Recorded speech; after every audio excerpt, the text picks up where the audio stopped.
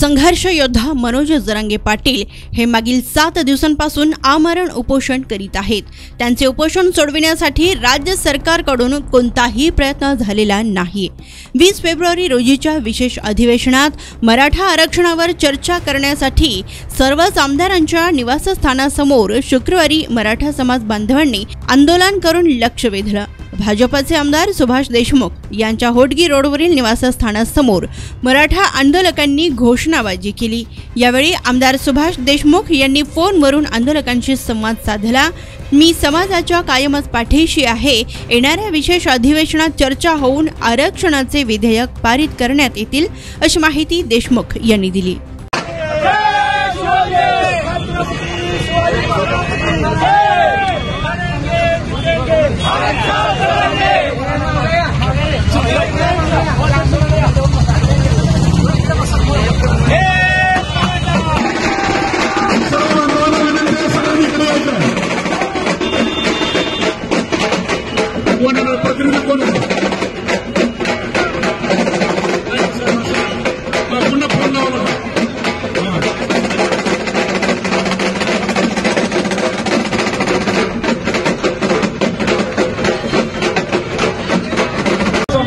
बापूंशी मी बोलतो तुमच्या सगळ्यांच्या वतीनं। बापू, मराठा बांधव आपल्या निवासस्थानी दारामध्ये येऊन बसले।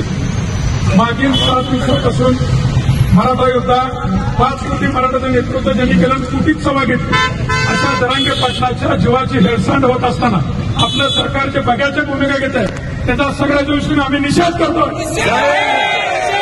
लोकांच्या भावना अतिशय तीव्र आहेत। उद्याच्या 20 तारखेच्या अधिवेशनामध्ये 50% आत आणि ओबीसी मधून मराठा आरक्षण मिळालं पाहिजे अशी भूमिका तुम्ही आपल्या सोलापूर वासियांकडून घ्यावी, याचं निवेदन घेऊन आपण आलेलो आहे।